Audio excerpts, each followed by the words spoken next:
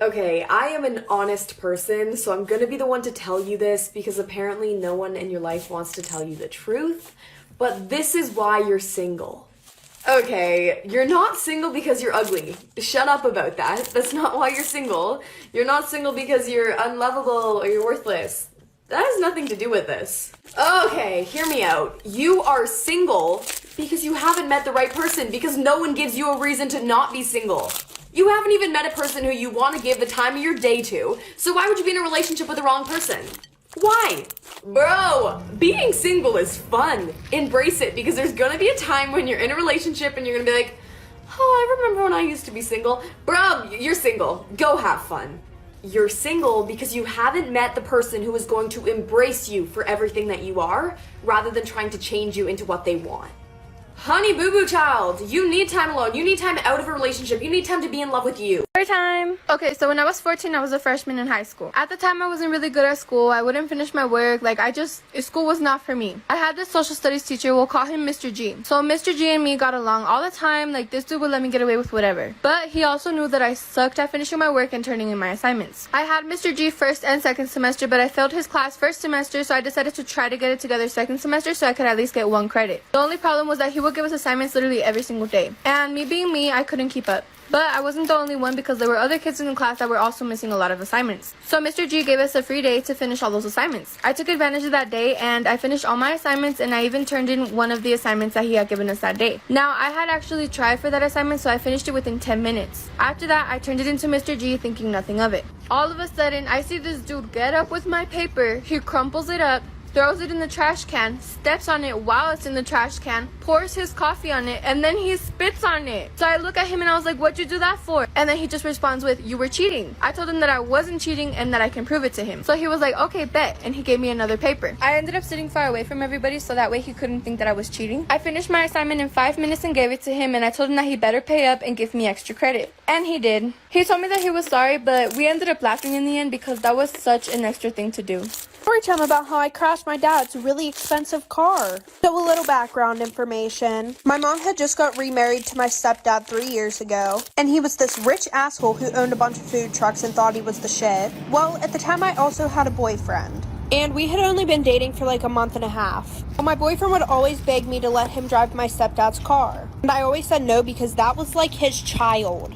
He had children. He could care less about them. His car was more important. Anyway, so the one weekend my parents are out of town, and one of my friends was throwing a graduation party. So that whole day my boyfriend was trying to talk me into taking the car, and I already knew where my stepdad hid the keys. So I just decided I wouldn't drink that night and I would just take the car. He kept asking me if he could drive, but clearly I said no, because this kid literally told me that he crashed the first 2 cars that he had. So we get to the party, we're having a good time, and one of my friends tells me that everybody's taking pictures with my car outside. Like for part 2. Part 2 about how I crashed my dad's very expensive car. So like I said, everybody's taking pictures of the car, but I decided to let it go at first. I mean, there was one point where I went outside just so that way I could kind of let everybody know, hey, you're taking pictures with my car. Well, half an hour later, my boyfriend and I decided to leave, and he's obliterated.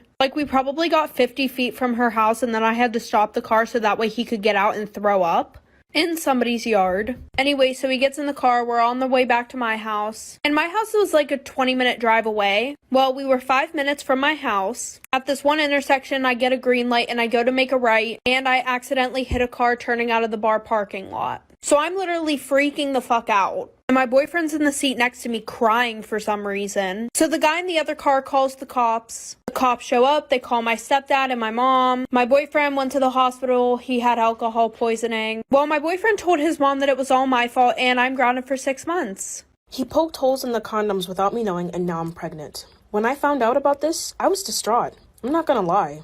But the way I found out is insane. Let's get into it. So during college, I was pretty sexually active. I hooked up with guys on the regular and didn't do relationships because I always had bad experiences dating someone. And I just didn't find anyone worth my time. So I met this one guy, let's call him Damien. Damien was a wannabe gangbanger. Some people said he's legit, but I didn't really care what he was. He had a lot of money too. He swiped up on my Snapchat story and said I had a nice body and he wanted to hit, and I was down. So when we first met up, he had this nice place, almost like a mansion. So we did our thing and that was that. The aftercare was pretty good too, I'm not gonna lie.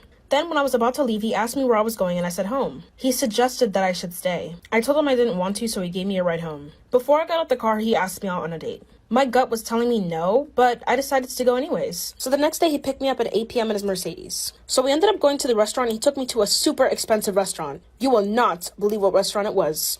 Come back for part 2.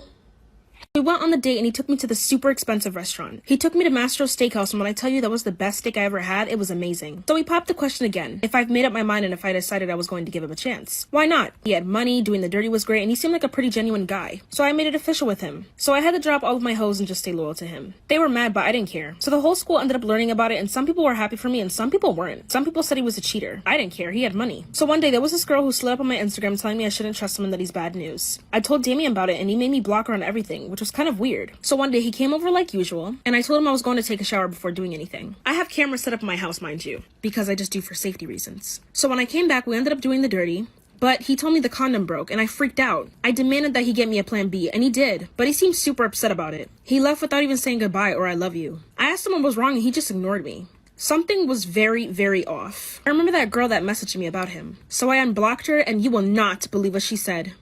Come back for part 3. Then I thought about that girl from long ago. I was curious about what she would have said. I unblocked her and contacted her explaining everything. And what she told me was unbelievable. She sent me pictures of him being emotionally abusive over text. She sent me voice recordings of him threatening her and showed me bruises on her face, all that. And screenshots of him cheating. She also showed me a picture of him poking holes in her condoms. She said she had to get an abortion because of that, and the reason why he did that was an attempt to trap her and make them connected forever. She found out because she wanted to test how strong the new condoms were, so she just put it underwater and found holes. So, I decided I was going to do a test on him. The next day I invited him over again, told him I was going to take a shower, and left. My cameras were recording as well, just to see if he was lying. I finished my shower, came back, and he didn't open the condoms yet. I tried looking at the bag, but he snatched it and just told me to relax. I snatched the bag back from him and examined the condom, and it had 3 itty-bitty holes in it. I looked at another one and it was poked as well. I looked at him and said, Damien, what is this shit? And you will not believe what he responded with. Come back for part 4. I snatched the bag from him and examined the condom, and it had 3 itty-bitty holes in it. Damien, what is this shit? And he looked shocked and said he didn't know. I told him he poked holes in it and he got super mad and told me I was lying. I told him to get out and he grabbed my wrist saying no. I said to leave before I called the cops and he did. He was clearly lying. But the last and final test, the cameras. I opened my spy cam window on my browser and saw him just sitting there for 10 minutes. Then he took out a needle from his pocket and began poking holes in the condoms. He did it for like 10 of them, which is insane. He was literally trying to impregnate me. And he also could have gave me a disease. I immediately scheduled an appointment for Planned Parenthood and got tested. They did a screening on me for STDs and I was negative. They did a pregnancy test and however, I was positive. I was pregnant. She asked me what I wanted to do with it and I didn't know. So I scheduled another appointment to check back in for 2 weeks. I'm not really sure what to do.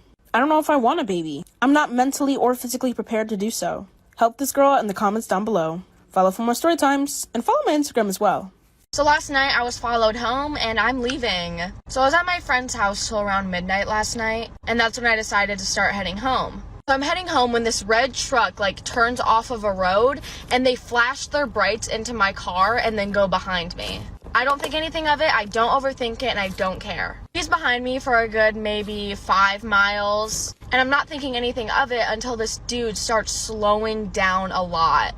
He's going maybe 10 miles an hour behind me. And that's when I started freaking out a little bit because why are they going so slow? But then eventually they turned down a side road, so I was like, okay, I'm fine, whatever. So I keep going down this road when I see the car waiting for me at another side road. Meaning they went in a circle to try to cut me off. And when I drove past their truck on this side road, they flashed their brights into my car again. And then they went behind my car again. So I started speeding and I went into my neighborhood. I don't know if he was behind me at this point, but I pulled my car into the garage so he wouldn't know where I lived. Stay safe. Y'all, so I'm about to get my car taken away again. So basically somebody had thrown hot dogs all over my house yesterday. Here's a video of it.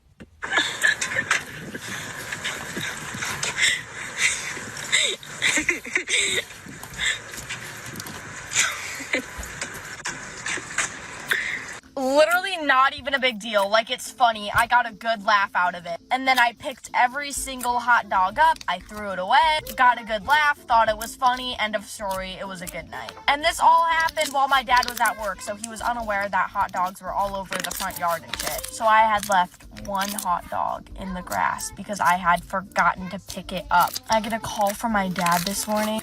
Oh my god. He was pissed. You disrespected my house by having a hot dog in the front yard. I want them all cleaned up. This is disgusting. It's a freaking hot dog. So I'm getting my car taken away because I had a hot dog in the front yard.